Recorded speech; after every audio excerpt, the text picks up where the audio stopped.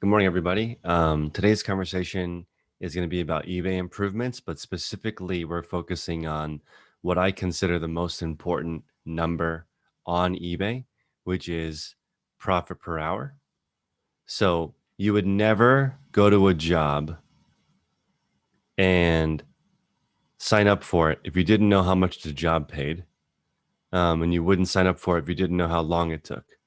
But for eBay sellers, they don't really look at that often because you work for yourself.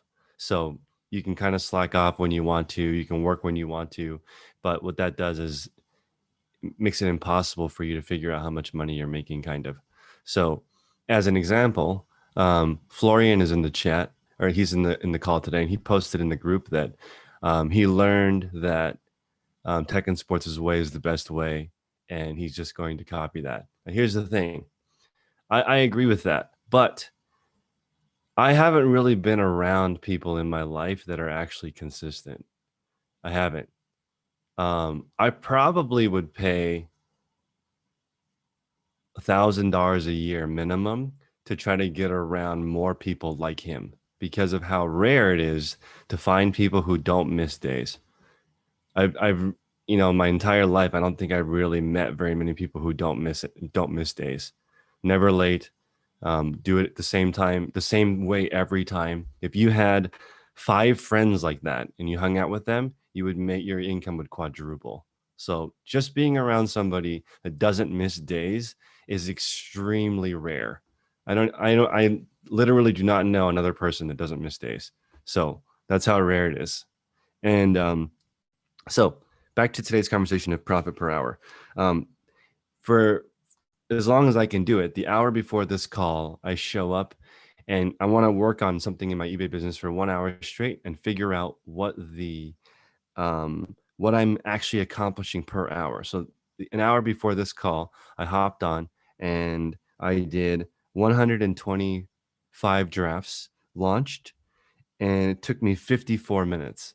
So I think it's possible for me to do 150 drafts launched in 1 hour. And that's basically one set of 25 every 10 minutes. And I can go over exactly what I'm doing to go over it. Because I think this is the best part of eBay. I mean, the best part of these calls is trying to figure out exactly how people actually do it. So I open up 25 drafts first. I'm checking the brand, and the first is the required item required fields. The brand is the most important. So first thing I'm doing is checking the titles if there are any typos. Since I've been doing this for a long time, I think I know every single typo for every single brand for the most part. Although today I had to look up One Teaspoon. I'd never heard of that clothing brand before. So I also noticed I have 2 monitors. I need to have my second monitor open ready for research because I wasted some time doing that today. Today I only did 5 sets of 25. The first set took 13 minutes because I was tired. It took me like 15 minutes to wake up before I started getting into a groove. And then in the fourth set, it took longer because I got distracted. Um, so I took the 2 minute break to check Facebook. So I realized how that 2 minute break could have been 2 hours if I wasn't really focused on what I was doing. But I wanted to check something in the group, so I went to that and came back, and I wasted 2 minutes. So that's interesting. The first set slower for me until I got into a groove. I want the double monitor open for research. Then I adjusted. I have 2 different kinds of item descriptions, one for brand new items and one for pre-owned items. I adjusted both of those. So that took a couple of minutes to go in and change my copy and paste answer. So one answer is the item is brand new and stored. I forgot what. Let's see. This is the exact shortcut is item brand new, well cared for in storage, and I'm gonna add unworn because sometimes I get that question. So I'm just trying to cover all my bases for what can happen in the description. So I modified, used the new description. I noticed the second monitor needs to be research only. And I I wanted to ask the group, is drawstring 2 words or 1 word? I don't know. Then pullover, I think, is 1 word, but some people spell it with 2 words. And then tapered is a commonly misspelled word by my describer. So I just told her tapered only has 1 P. So I wrote that down to let her know today. But those are 3 things I noticed. Now I was just thinking, if I did this every single hour that I worked on my eBay business, it would be insanely good after not even that long, because you're really focused and aware of what it is exactly that you're doing. So Mark says it's all 1 word. Drawstring, 1 word. Pullover, 1 word. So I will adjust those 3 things. Tell her that tapered, drawstring, pullover. Those are the 3 things I'm going to mention to my describer today. And I have had other people try launching the drafts for me. And the expectation that I have is not going to be what I do. It's going to be a little bit less. So I did 125 in the last hour. I'm going to expect this person to do 100. I'm going to base the pay off 100 drafts launched per hour. I want to take the weekends off and do 1,500 a week. So that means 300 Monday through Friday is going to take 3 hours to launch 200 drafts and schedule 100 for the weekend. So that's how you can set up your eBay business, so you can take time off like a regular job. So essentially what we have to do in my store is do 7 days of work in 5 days in order to take the weekend off. So that was 125. I need to do that another 2.5 hours today at this pace, or 2 hours at this pace, to finish the 300 that go up. So hourly, if I'm paying $15 an hour to launch 150 drafts, that would be 10 cents per listing. So that's if you're paying somebody else to do it. If you're paying yourself, you're making $15 an hour to launch that draft. So that's something to consider. And it is weird that, like, I have another location in South Carolina, and minimum wage there is $7, and minimum wage here is $14.80. So that's kind of crazy how different it is. And I asked somebody there what their minimum wage they would work for yesterday, and they said $10.80 was to be the minimum they would work for hourly, which blew my mind. I was like, I should just close my California location, move everything there. Because if somebody will work for $10.80, no one will work for $15 an hour here. It's impossible. You can't find somebody. So there, I ran into 2 people who thought $11, $12 was reasonable. So it's crazy. But yeah, that's, if you guys want to join the group, the hour before this call, Monday through Friday, you can hop on just to be accountable and let us know how you did over the course of the hour. And if you did that all day, you would really, really know what's going on in your business. So maybe let's start with Brian. Brian, what's an eBay improvement you're working on? Good morning. I guess the improvement, well, the area I'm working on right now is I'm in the process of training a new VA to add to the crew, and I'm just being really explicit. Like yesterday, yesterday was our second day. The first day, we used Zoom, we were screen sharing, and I was walking her through, and the Google remote like you have, and I was putting on my old teacher hat and just walking through the processes, using the metacognition, like explaining everything I was doing. And she already has some experience listing on eBay. And with the interview process, like, she had to jump through some hoops to kind of, for me to realize that she was qualified before we got too deep into the interview. But anyway, so I walked through the whole process, explained everything to her, and then just like in class, the teacher models, and then there's guided practice. I was asking her questions, seeing if she kind of got it. And then I gave her her homework, her independent work, which was to, I think she had just 15 drafts to list. And then, so last night we went over those, and, through the whole thing, going through the title, explaining everything, showing the corrections, the item specifics, just any little thing as I was going through the drafts, just explaining that to her. And they were pretty good actually they were good for her first try, and she was taking notes and to make corrections. And so today I'm gonna give her another 20, and then we're gonna go over the one she did yesterday, and we're gonna do that for this whole week. And then over time, my goal is there's less instruction, and then like she'll be like my other VA, which should be coming back later this week too, where she just gets X amount of pictures and measurements, and then she launches. Well, she doesn't launch them; she saves them as drafts. So I guess that's where I'm at. I'm trying to get 2 VAs up and going so I can increase my listings going up. But like it's kind of like I think I think back to what Tech said of get it perfect before you try to accelerate it. And I think in the past I've always tried to accelerate too soon. So I want to make sure that they really have it down and that there's no questions that they have it down really well before I ask them to put their foot on the accelerator. I have 2 VAs, Brian, that do the same thing. So luckily both of them can do all of it. And that was from one guy, and I asked, can you hire somebody else to do what you can do in case you can't come? And that's been amazing. I haven't had they have not missed a day ever because there's 2. So the $100 a week, are you guys paying that? What rate are you paying? Yeah, $100 a week. I did bump up my first VA just a little bit because she's been doing a great job. So yeah. I think that process of guided instruction is huge. That's exactly how you do it. So right now I'm trying to train a describer, and she's just watching me do it. I screenshot myself doing it. I watch her do it. She gives me some things to improve.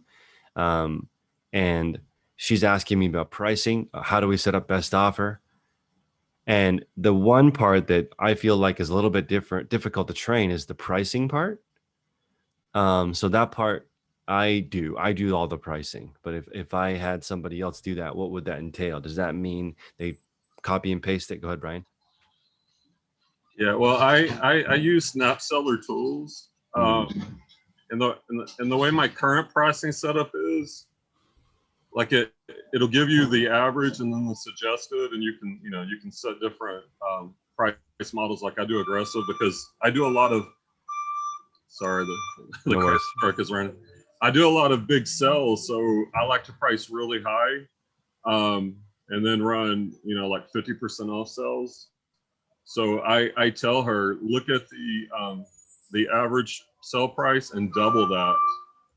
And that way, when I run a 50% off sale, it'll put it right at the average. And then that gives me a little room to take offers a little bit lower. So if you had some type of analytics, you could perhaps do something like that. I agree. Cheryl is putting in the chat. I don't know if Cheryl can chat. Good morning. Good morning. So you said that based on the scheduling discussion, you want to work 4 days a week, and day 5 is sourcing prepping. Does that mean you only want to list 4 days a week? Right. Because of the way that I'm sourcing by getting bales and things like that, I don't have to go every week. I have a surplus. And so I can do that. It takes time to go through that stuff and get it cleaned and all, but I can do that the other 4 days if I need to, or I can do enough on day 5 that it will get me through 3 or 4 weeks. So my goal is to be able to get the max listings that I want done for the week, or my goal listings for the week done Monday through Thursday, and then have Friday and Saturday that I can use that to get ahead. I can use it to, have that bank of drafts for, when I want to spend time with my husband or go camping or hiking or what have you. Mark just Mark just said that he wants to copy his current work schedule, which is 12-hour shift, 4 days a week. I love it. Yeah, this is I would like to work 35 hours a week in my resale business. And I have 10 hours in my schedule in case something goes wrong. I was talking about that with my wife. Seems like something's always going wrong.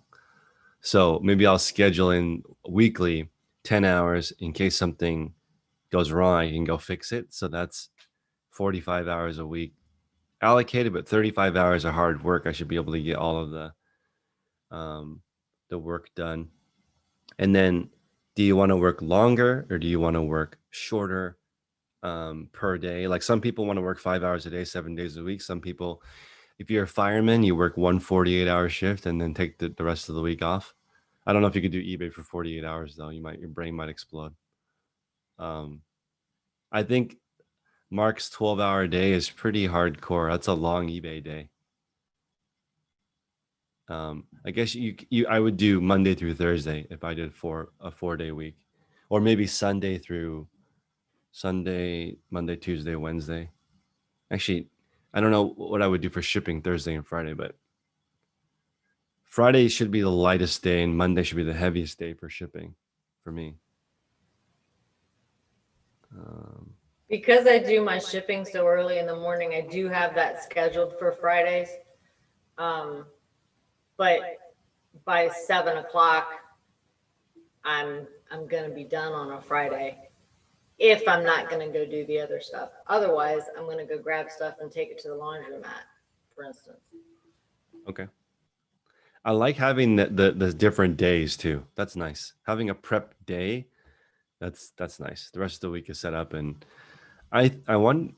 Yeah, I think the prep day should be the last day. Cheryl, what day of the week would your prep day be? It's Friday. Yeah, Friday. I think I feel that. It's kind of like a long weekend, kind of. Exactly. I mean, and then if we're sitting here talking about and wanting to get away for a couple of days. So, I mean, we just got back from vacation, but just to go hiking, things like that, and nothing around me is close. So everything is at least a 2.5 hour drive for us to camp, for us to hike.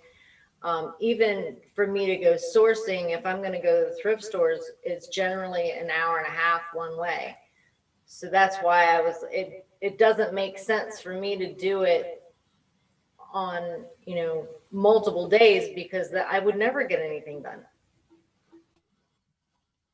I think you could do it 2 days a week, but then you might have a 6-day week if you do 2 days of sourcing because but one or 2 days of sourcing I feel like is a good practice. That way you don't get bogged down. Let's go to George. George, you live right by a liquidation center. How do you not get too much inventory? Do you limit how many times you go? Yeah, I've actually started.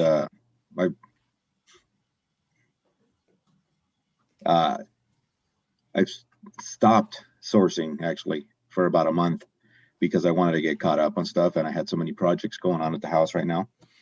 And to be honest, I've kind of slacked a little bit because we've got so many projects going. Mm-hmm. My patio got finished, and I'm doing all the electrical on it and whatnot. So that's been taking a lot of my day lately.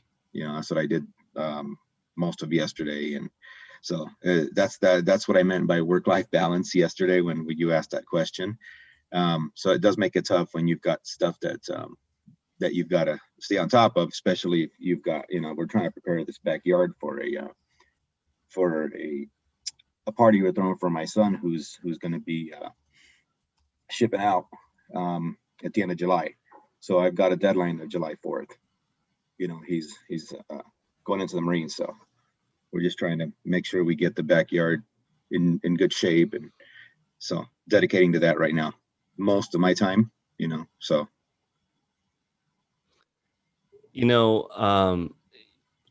this a couple days ago I chatted with a $50,000 a month eBay seller that had a question, which was, what do I do with my projects? You just mentioned that. So he has projects of items that are very specific. He's like, I have one project, which is items that are too big that don't fit in my storage system. So those are just in one pile. I have a pile or a project of items that need repair. So these items are valuable, but I would need to put some time into it to repair it. I have one more pile that it's already repaired, but it needs to be cleaned because I don't want to get, I want to get the most money for it, but it needs to be cleaned. And then finally, I have a pile of stuff that's good, cleaned, repaired, but the average sale price is kind of low. So what do I do with these 4 project piles? He's like, should I just put it all on my truck and donate the whole thing and be done with it? Should I, how do I, cause it's like, he's like, if I go work on the pile, it needs to be cleaned. It screws up my day. So does the repair. So does the low ASP, makes me sad. So what do you know, that happens as a reseller. If you start buying bulk, you have different project piles. And then how do you deal with that? Right. No, and that seems to be, I started buying again last week, just kind of, browsing and seeing if there was any stuff with high margins that I could grab. And there was I ended up spending a little bit of money and listed a bunch of it, and my sales spiked. I did have, seems like when you it holds true, the whole, if you're, as long as you're listing, you're making sales. And seems like the stuff you just listed, a lot of that starts to move, and then you also get residual sales from your older stuff that's been stagnant. That's kind of been my experience so far. And then all of a sudden, the last couple of days, it's died down again because I haven't been listing. I listed about 3-4 days straight. I was doing my 15 average, and I haven't for the last couple of days, and now I'm seeing it. I've had a few sales overnight, but nothing like I was, 2 or 3 days ago. I love it. Robin in the chat says that he needs to work on the items one at a time. But here's the thing, and this is kind of like the truth. He's like, after I do 2 or 3 items that need a repair or cleaning, I need a drink. He's like, it's like exhausting trying to figure out what's wrong with this. I've got to do it. And then he's like, but I would have made more money just listing regular stuff than, because somebody put in the chat, post by whatever makes you the most profit. What if it takes a really long time though? If it takes a really long time and that's when, when I hear people say, oh, I only make $100 profit an item, I think to myself, you're probably broke, because that probably takes a long time. Listing $100 profit items, you have to go find them, you have to clean them. There's more repairs. You can't do very many of them. It takes longer to pack. Unless you only sell specifically like DVD writers and you have a system and you only sell those, then that's great. Robin, what's up? Well, I have a tendency to do the same thing that guy's doing, except I don't have a tendency to make $50,000 a month. That's good. That's a good thing. But if he doesn't at least address one item, he's never going to address any of them. And those piles are just going to get bigger and bigger and bigger and bigger. And so as a mom, and I think you're finding this too, Chris, like parenting and working at the same time means you're at like 20% productivity if you're lucky, right? Yeah. But that's one item. He could chip away at one item while he's having a drink at the end of the day. And he'd have that one item done. And he'd have a much better sense of whether or not he should tackle the rest of the pile or just get rid of it. Because I have a pile just like that. And periodically I go through it and I'm like, this day is a wash. I'm doing this pile of crap. And without fail, there are like $50, $60, $70 items in that pile that like needed to be depilled or whatever. And I didn't have my, sweater shaver handy at the time or whatever, like just dumb things. But because I was looking at the pile, I was intimidated instead of like, oh, this $50 sweater needed 3 minutes of shaving and now it's ready to go. So I mean, it's rarely difficult to get the item into condition to sell. It's just the mental real estate it takes to do that. Like but that's getting what I'm it saying. Like when he says, what should I do first?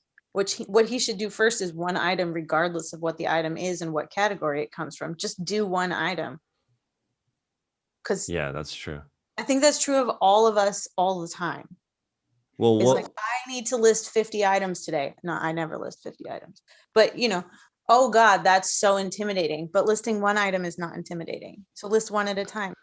So this is an interesting thought. He asked me, what's the most items I could do in a day? And I said 70. And he said, I figured out I could do 40 because bikes take a little bit longer to test. So he gets a part, has to make sure it works.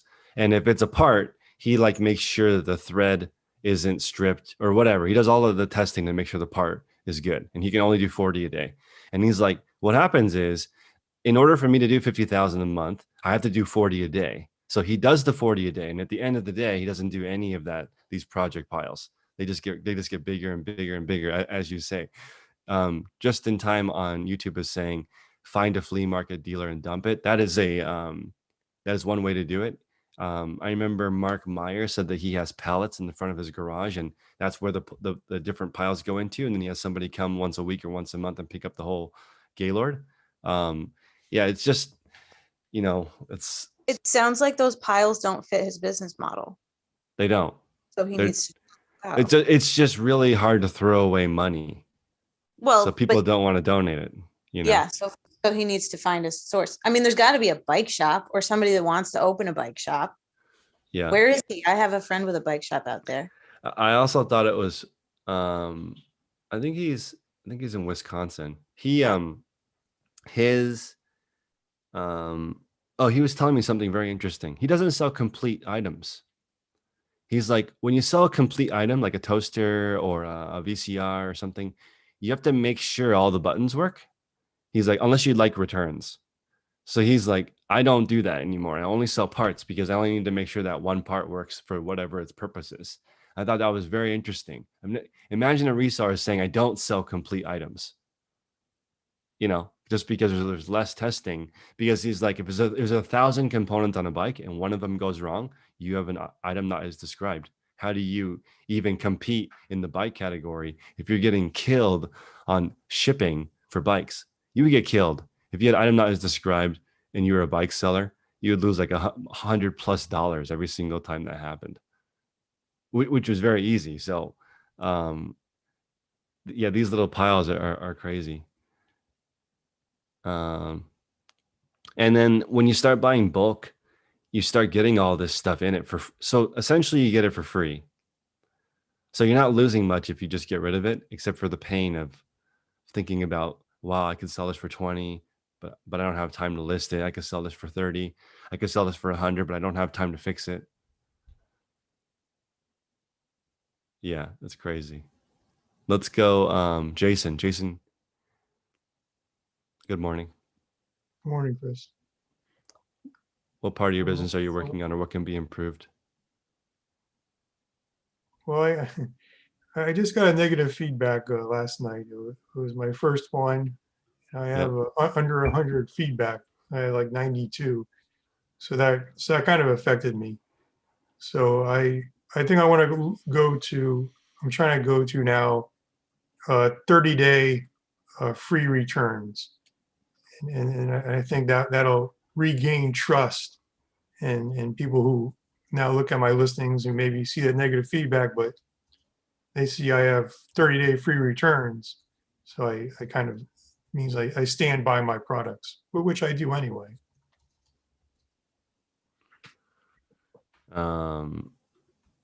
That shouldn't hold you up, but can you get the negative feedback removed, or was it your fault?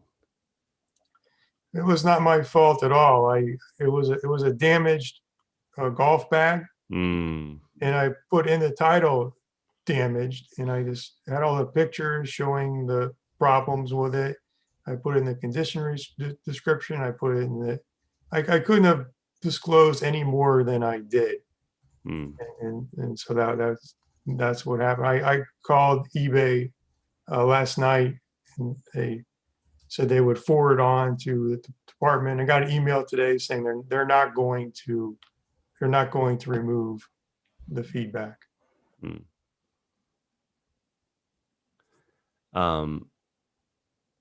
Maybe call once or twice more and get a different agent and try to get through it, or email a couple times, but it's not going to destroy your account. And you can also reply to the feedback and say, I did the best I can. Sorry about your experience.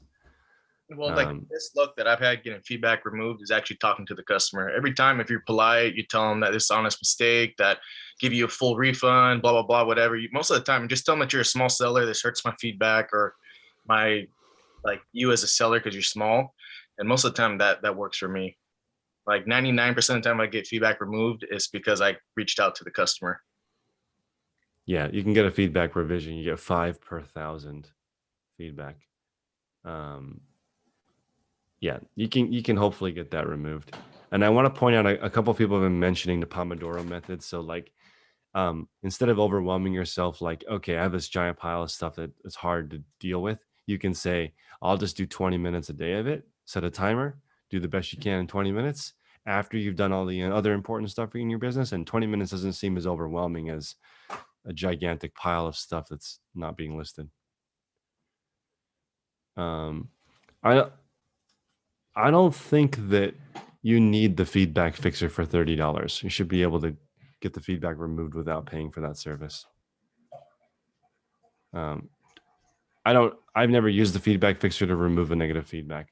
You can just talk to the customer, offer some kind of resolution, and if not, then that's what it is. I guess, Chris, the thing is, this customer never reached out to me to saying he just gave me the feedback automatically, and that's why I'm apprehensive about reaching out to him. I don't know how he's going to respond. Might just make the situation worse. Nothing to lose. Yeah. Might as well reach out. Let's go with Deanna. Deanna, good morning. What are you working on? Good morning. Well, for my eBay business, I am, like others, trying to refine my drafting technique, or my listing habit, doing 5 a day. I'm on 5 a day right now, and I've done okay with that. And I'm also trying to get that so I have a lot in the bank, so I can schedule it out for the weekend. So I do, and I sometimes I work on weekends, but I don't want to all the time. And so I'm just trying to get that so I have stuff ready to go. And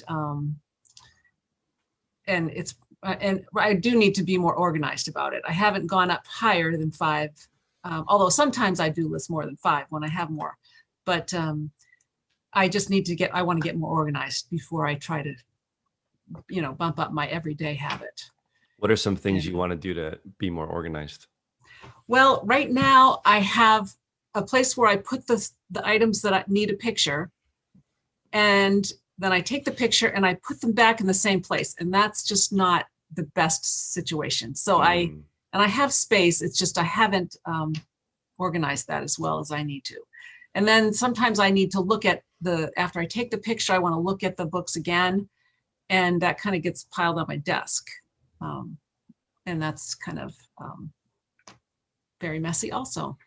And so I'm trying to I've set an intention to try to be a tidier person. And it was going well for a while, but I'm kind of sliding back. So, but, and I need more storage space. I could use some more bookshelves or something. I have some shelves that have things I'm just storing on them, and I need to put those into use for putting books on them that have been listed before I go buy more bookcases or something like that. So those are kind of getting organized, improving my listing process, which has come a long way, I think, but, and getting faster at everything too. I haven't reduced touching items twice. I touch items. There's a couple redundancies that my staff and I have noticed, but I don't know how to solve them yet. So like after I take photographs, I put the items into a bin, and then the person takes the items out of a bin to describe it. And then, or if I describe it first, they get put into a bin before they get photographed. And so I don't have to go back and check unless there's like a stain that they think is kind of a extra that needs additional viewing, or if it was books, like a page that was torn, or you can't remember something and need to go back.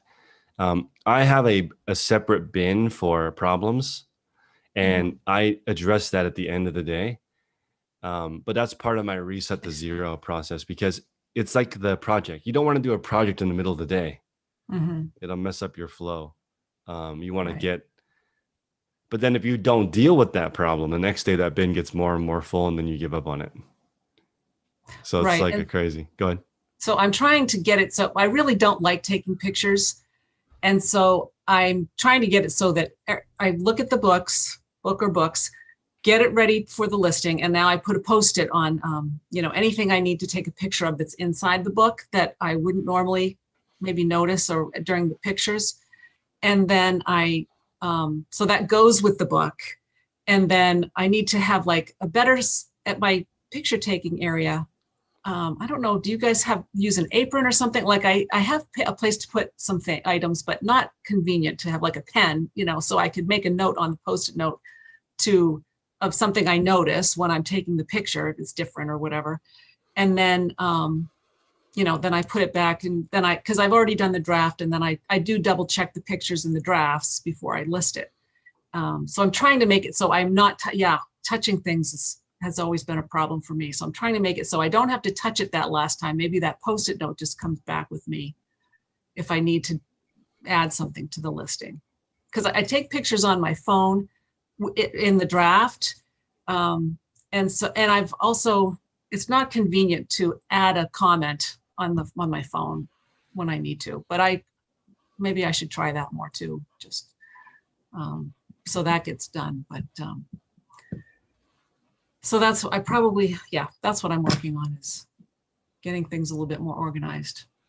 I love it. Yeah, everybody's going to be adding or reducing redundancies to try to reduce these defects. Let's go with Matt. Good morning. What are you working on? Hey, can you hear me okay? Mm-hmm. What I've been working on all week, I've been transferring all of my numbers into your ledger. I've been learning that this week. I've got a meeting June 8th with a CPA. He's pretty excited, knows the e-commerce side of things. Has a family member that sells car parts on eBay, so he's familiar with it. So that's what I've been doing this week, is transferring everything over so that he could use pivot tables. The way I've been working on my files hasn't been as functional when you want to hand something over to a CPA. So I'd say that's been my focus. And then my wife's coming on board, getting a little excited. So hopefully we can double down and really move the systems through easier. So those are the two things I've been working on. Cheryl has a really cool spreadsheet that maybe we'll offer the group later, that has all of the different, it's amazing. It has all the different deductions that you can take as a reseller. And she's a CPA by trade before this. So there's people in the group that have accounting experience and can legally give it. I don't know if she can still legally give advice. I think you can. But that would be great, because that is, once you know how to resell, it's just trying to like pay the least amount of tax. So that's been my goal. That's like maybe the most important conversation once all the systems are up. I would love to get in contact with Cheryl. Awesome. I'll put Cheryl's in the chat now. You guys can exchange information. Very cool. Thank you. Ash, can you chat? She has a question about returns. Yes. I had somebody open a return, and the reason it doesn't match description or photos. Okay. But actually, everything is right. I even have measurement photos, like the pieces in a ruler, so they can actually see. Is there any way we could like cancel those, or because I have free shipping and free returns, I will have to eat it all the time.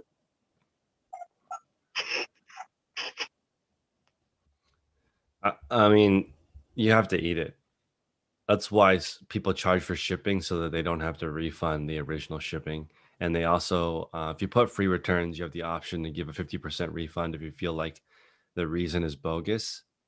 And if you don't have that many returns, eBay will help you out. You can just say, hey, this is not a valid return reason, and they'll help you out.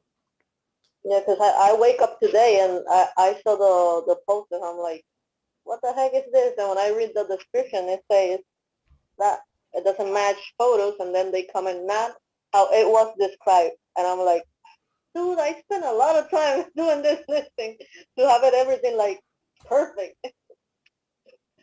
I know. It's always the most frustrating when the listing you spend the most time on making perfect is the one with the return. It's like, really? This one? This one is perfect. Yeah.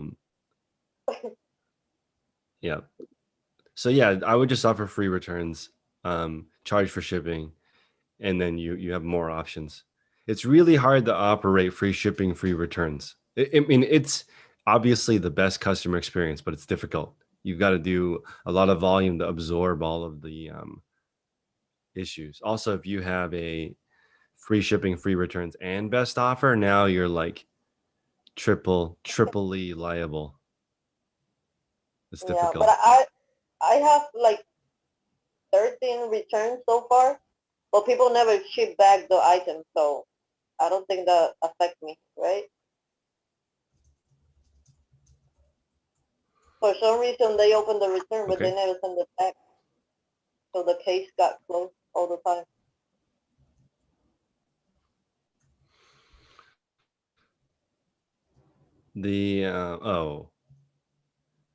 Yeah, I guess just make sure you respond to the cases on time too. Yeah, That's I'm doing another what tech. thing. Remember when tech suggested wait for the last day, so you have more days to handle Yes. it the situation. Yeah. No, that's I'm a good doing that. tip. Yeah. Just make sure you check it at least once a day. Yeah. I do. Oh, I also want to share something. You know, when you open the seller hub, there's Yep. a little tab on your left, I think, that say like all the things you gotta do, like the shipping, what you need to ship in the next 24 hours, and all that stuff. I kind of figure out that that's like something that eBay like, because my work day, I only open seller hub, and everything that is there, I do it for the day, and I'm done. That's a And my great way to do it. Yeah. they've been going up and up and up, and I'm like, ooh, this is working. It's like having a board to-do list on seller hub, and when you finish, you're done for the day. Let's see. Yeah. I'm looking at it right now. It's like ship these items, add these item specifics, deal with these cases, respond to this return, listings eligible to send offers. So yeah, that is That will all be of the things that you need to do my each day. recommendation, because I feel like I'm all the day running around like a chicken with no head. But you only need to Yeah. open that window, and you will see all you need to do is right there. The one thing, thing it doesn't have is what is your average listings per day? If eBay had a number right there that said your average listings are X, you would know what kind of reseller you are right there. But they don't do that. If they did though, that would be a blinking light every morning. Like, yo, you are a 10 listing a day person. So the maximum money you could make is 10 listings selling a day. And You people have it would, like to show you you're lazy. Move. yep. Let's go with Thomas. Thomas, can you chat? Yeah, hi Chris, thanks for asking. What are you working on? Wow, what am I working on? I've got so much going on at the minute. So I'm currently putting in some bathrooms, which is fun. Trying to stay on top of my daily listings, but what I've decided to do, because I'm so busy, Chris, with kids and family and my other business, is I'm going to list 20 a day in one day and then spread that 20 out throughout the week rather than just trying to get a few listings done. So if I get a day off, which is a rare commodity, I can then just do my 20 listings straight outright, then schedule them out throughout the week, and then I don't have to kind of worry about it. And on my shipping days, I just do my shipping. So I've been doing that. Still working with my brother on the spreadsheets. I'm using the one that you shared with us on the Google spreadsheets. I've decided to get rid of my daily, because the one I had before was putting on individual listings. So decided to get rid of that and use the spreadsheet that you provided for us. And I'm finding that really helpful. So thank you for that. One of the main problems I'm having is having a place to work, because it's really difficult in my house. It's very manic in my house. I have very feral children to get any work done. So I've come to an agreement with my wife that maybe we should look for another property to rent that has another room where I could work, you know, because so we decided, because I got a storage container. I pay £80 sterling a month for, which is very, very reasonable. That's really cheap. But the problem is it's an half-hour drive there. It's freezing cold. You know, it's difficult. There's no electric, so I'm just pulling excuses out. I could get a generator if I really wanted to, and you know, work there. And the cold would probably make me work faster. So, you know, I can work there if I really needed to, but I'd rather not. So we found another property, which is great. We filled out the application form now, and we're waiting for the credit checks to be done, and hopefully we'll move in there by the end of this month, the beginning of next. And it has a basement. Which is a rare commodity in the UK, to have a basement in your house. I know it's quite common in the US, but in the UK it's not. And it has a basement, and it's huge, this basement. And my wife's agreed that I can use the basement to myself for my e-commerce. So I'm absolutely excited and buzzing about the prospect of having my own basement to work in. So yeah, that's going to be it. So doing that. So in the meantime, I'm just trying to do my listings. But yeah, like I say, I want to do that in one day and spread it throughout the week, because I find that I finish work and I come home, the last thing I want to do is work. So I'm better to just give myself a day off of work, like as in my plumbing, and just crack on with my eBay listings. Do you know what I mean? Because I find that if I work every day plumbing, which I've been doing, and I get home, I'm just too tired. I'm just exhausted. I tried getting up at 4 a.m. in the morning to get my listings done, and that nearly killed me as well. So I'm just better off just taking a day off, working a 4-day week, and having a 1-day e-commerce week, and getting all my listings done on that day, and then spreading out them listings throughout the week. Yeah, that's where I'm at. Thomas, that's great. So I like this conversation, because Cheryl was talking about wanting a 4-day week for your schedule. Since you have already another job, another business, maybe 1 day a week is more reasonable.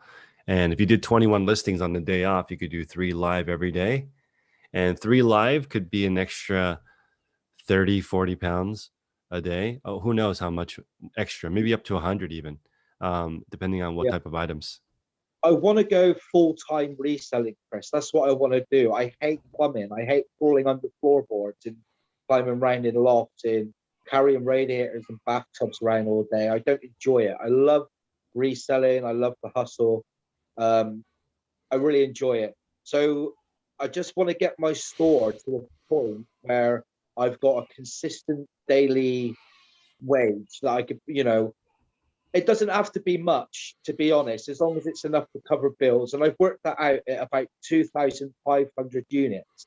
And once I get to that 2,500 unit mark, I'm ready to hang the tools up and just fully focus then on eBay. So while I'm waiting to get to that deadline of 2,500 units so I eventually want a 10K store, I'm just getting the processes right, getting everything in place, the processes right now, getting suppliers, getting contacts now. So when I do decide to make that risk, take that jump, I'm prepared for it, and you know, I can just walk into it basically.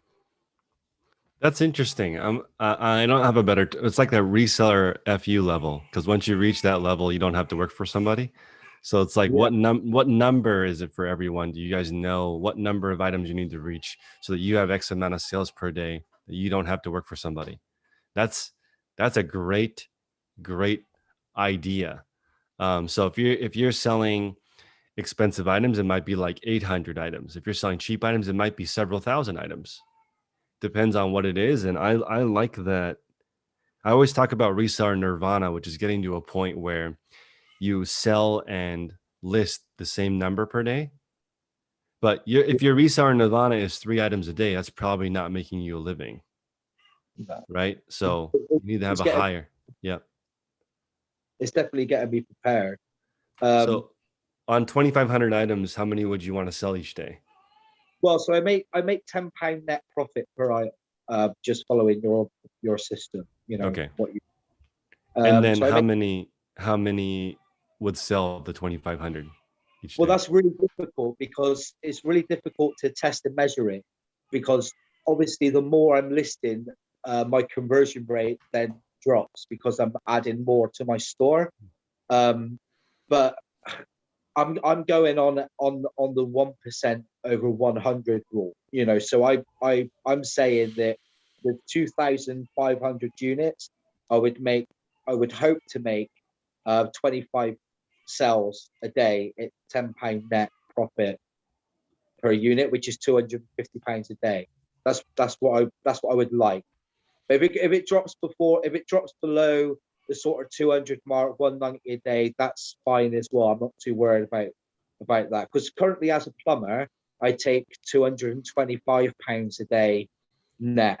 So I would like to match that first, if I Wait, can. how much? How much? £225 a day net. Okay. As a plumber. I could charge more, but I'm a reasonable plumber.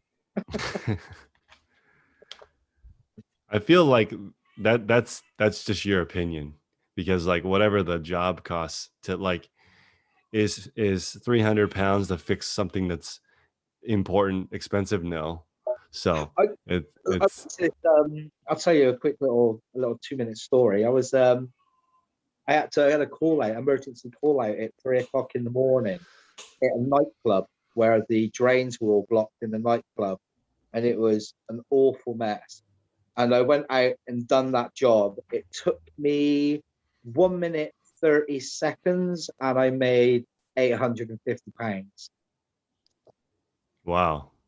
Yeah, it was just a blockage in the pipe that I managed to get out, and they paid, but we agreed the price before I went there, so that was that. But I don't enjoy it, Chris. No, I just don't enjoy plumbing. Okay, so I just did the math for my own reseller FU number. You ready? Okay, so with 3,750 items in my store, 3,750, at 17% sell through, that means it sells through every 6 months. That should be pretty easy. My items do sell, I think, a little bit faster than that, but I'm just being conservative. $10 profit a piece. Profit a piece. That's $6K a month. That would be the minimum my wife and I could live on. It's very lean in California. But if I had a 3,750 item store, I could be at the FU level where I don't need to work for anybody. I could just sustain that level. And that is around 20 a day, 20 a day listings.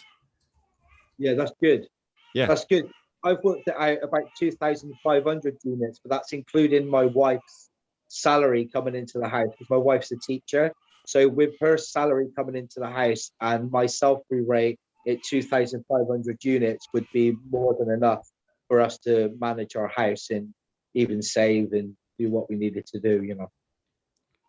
Yeah, let me think here.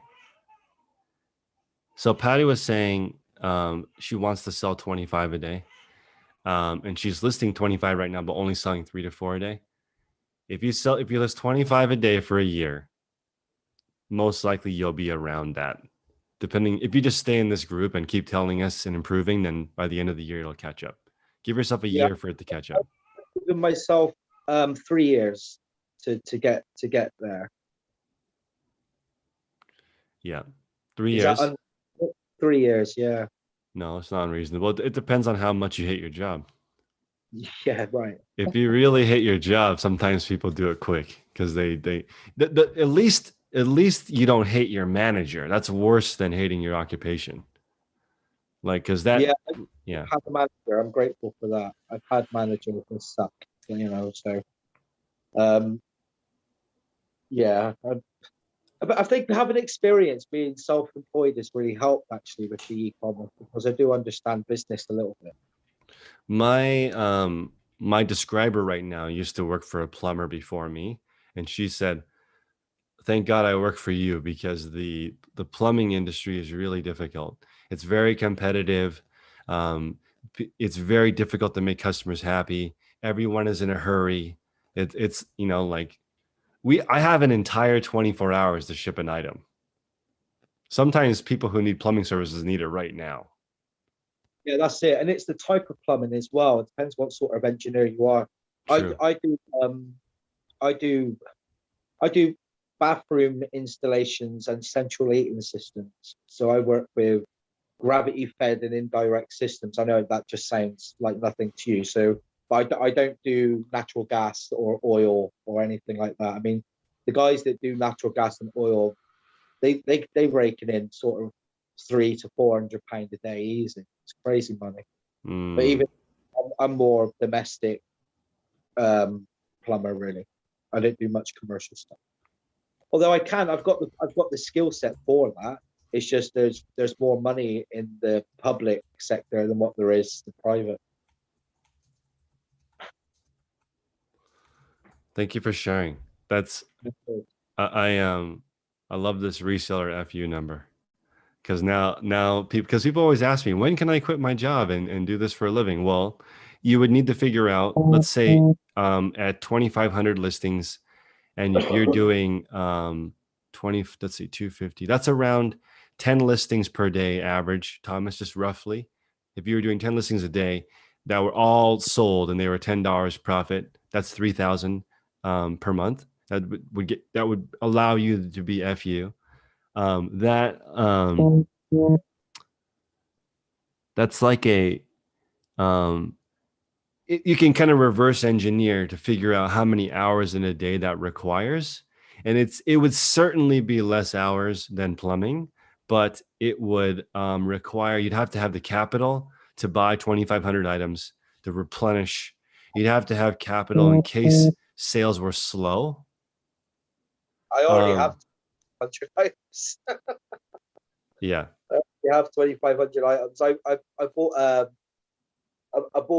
it must have been like 1,500 kilograms of clothing, vintage clothing, high street brands, mixed brands, and I've got them all sort of in totes, and I'm just kind of working through them. So yeah, I've already kind of got that many units at the minute, I reckon. I love it. All right. Chris, go ahead. How do you feel about the idea of some people who kind of like quit their jobs first and then try to reach their FU number? Do you think that that's like, because at one end it could be like huge motivation to get you to like push harder, because there's nowhere else for you to go, but then at the other end you could literally crash and burn. Yeah, that's exactly what happened to me. I got fired from my job, so I was forced to do this full time. The people who do it full time and quit their job, they get success a lot slower. If you keep your day job, you can reach reseller FU much faster. Most six-figure resellers I know, this is crazy.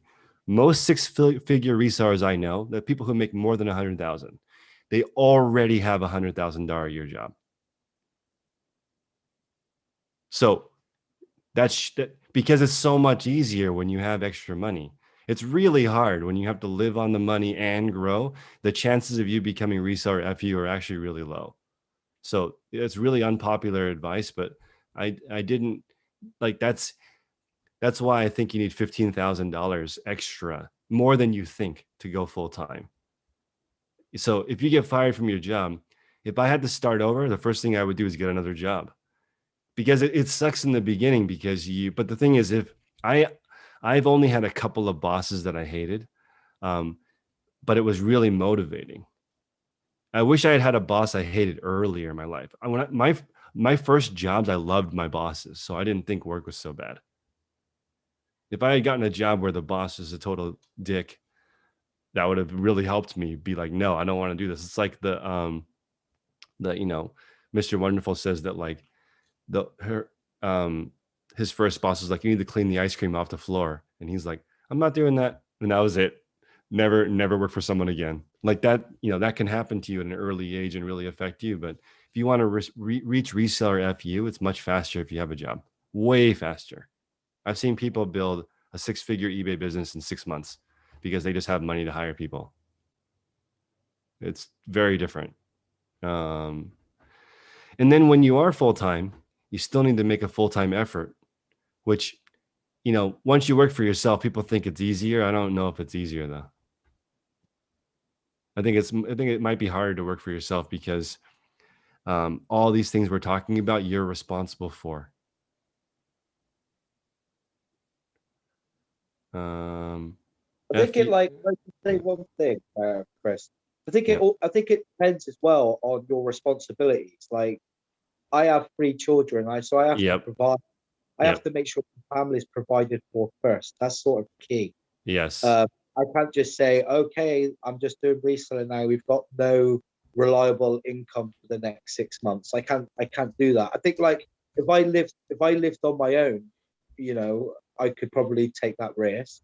And I think as well, because of the type of work I can do, because of my skill set, if I'm running a bit low on cash flow, I could just go and stick a bathroom in and there's money in the bank straight away, So I guess it's all dependent on your responsibilities and, what sort of provision you need to provide for your house and what your skill set is and what you're able to do to earn money to get capital. Yeah. So I have one more thought for people, and then we'll go to Jason and close the call out. Jay Leno is 71 years old now and still has always had 2 jobs. So he's worth $450 million and has like 2,000 cars now. He has always had 2 sources of income and lived on the smaller of the 2 incomes. So if you can just be patient and do that, it doesn't take very long. It takes less than 10 years to like, okay, let's just put it takes less than 10 years, in my opinion, to save $100,000. If you just have 2 sources of income and live on the smaller one and you do that for 10 years, at the end of 10 years, unless you spend too much money. So if you don't have a spending problem, you can save $100,000. And if you have $100,000 saved, your life is totally different. I wouldn't, money maybe doesn't equal happiness, but if you have $100,000 in savings, it alleviates most of the pain of a car repair or like a unforeseen medical expense. So maybe not becoming a millionaire, but maybe having 2 sources of income and $100,000 in savings, maybe that gives you a sense of security that 95% of people don't have. Jason, thought? Yes, there's something I think a lot about is that if you become a full-time reseller just right off the bat without a lot of reselling experience first, no matter how hard you work, it's just hard because you don't have that experience. You don't know what to sell, what item to specialize in. I think it would be far easier to keep your job while you learn. And then at least once you think you know enough, then maybe you become a full-time reseller. And that's just a thought that I think a lot about. Yeah, that's great. That's I couldn't agree with that more. You get to, and eBay is one of those businesses that you don't have to pay to learn. You get paid to learn. You go find something and then flip it and you get paid. You don't have to pay $5,000 to learn from somebody. You don't have to intern for someone for 4 years. You can just start for cheap around the house. There was a lady that watched my YouTube videos for 9 months and never listed anything. Not just me, but every reseller. And she's like, I've been watching for 9 months. I'm ready to start. And I said, you were ready to start a long time ago. So I called her. We listed an item together on the phone. That was the first item she had ever listed. It sold the same day, and then she never listed again. I was like, so, I mean, it just kind of, you can do it. Everyone can do it. It's just that it's also mentally taxing when you don't know what to do. Maybe that lady needs someone to give her the exact layout. Wake up, go get these items, put them over here, photograph them, put them over here, list them, put them away in this pile. Go to the store, get 10 more items for tomorrow. You know, but yeah, the people who are patient always end up making the most money. So it's really hard to keep your day job. And so my reseller FU number is 3,700 items, but I have 17,000 items in my store. That's a good feeling too. That there's no possible way I would not make my FU number, because the store is just, it's too big. You know, it's too big to not make that much money. So also, when you think about your reseller FU number, you also know how long it takes. You know, so if you're Thomas and you're like, okay, I'm getting up 20 listings a week. If you had 20 net listings a week, that means each week it goes up 20 listings. It would take you 2.5 years to get to reseller FU status. If you, but you had to list 20 more than you sold of the 20 per week. So like, which is good, because as you become a better reseller, maybe it's like 20 this week, 21 next week, 24 the next week. And maybe you can do it in the same amount of time and just keep growing. But that's what, you know, I asked Tech yesterday in the coaching call, well, how do you start a new business? It's already really busy. How do you start a new one? And he's like, what happens is the businesses that I'm in become more efficient and I get more time, then I start a new one. So that's how you do it. You just slowly get better and then try to keep your same income when you switch, which is really hard. Like my YouTube channel has dipped since I started going at this harder. It's really hard to make videos. I literally don't have, I can't even make one edited video a month. It has to be just me writing down a bunch of ideas and then recording it in one take and then posting it. There's no way for me. I don't even have the hours to like do this are so tight. It's so hard to get it going. So Isaiah is talking about the survival. That's a great number too, because reseller FU for some people put their reseller FU number at survival. Right? Some people put the reseller FU number to include savings. So our bills are only 4,500 a month or something. So I'd have to make 4,500 to pay the bills, but my reseller FU number is 6,000 because I want savings. So that's the but that's like my favorite number so far, the reseller FU number, and then you can figure out how long does it take you to get there. Because there's FI. FI is financially independent. People know how long it takes for them to get to that point. Then there's like different kinds of FI. There's lean FI, where that's the survival mode. So that's Isaiah saving $30,000 and he decides to move back in with his parents and they're only going to eat top ramen the rest of their lives. So they're retired with 30K because all they need to do is take out the trash, do chores and eat ramen. But that's not like very exciting. But reseller, I mean, like a Fat Fire might be you drive a Lamborghini, live in a 5,000 square foot house. That might require $5 million in the bank to live that kind of lifestyle and do it. But you got to set your own parameter. Do you want to live with your parents and eat ramen, or do you want a Lamborghini and a beach house? You got to have two different plans to get those two different results. You're not going to get the $5 million penthouse and a Lamborghini as an eBay reseller unless you're tech. That's very rare. Very hard to get that kind of lifestyle in this industry unless you plug it in. Vianney.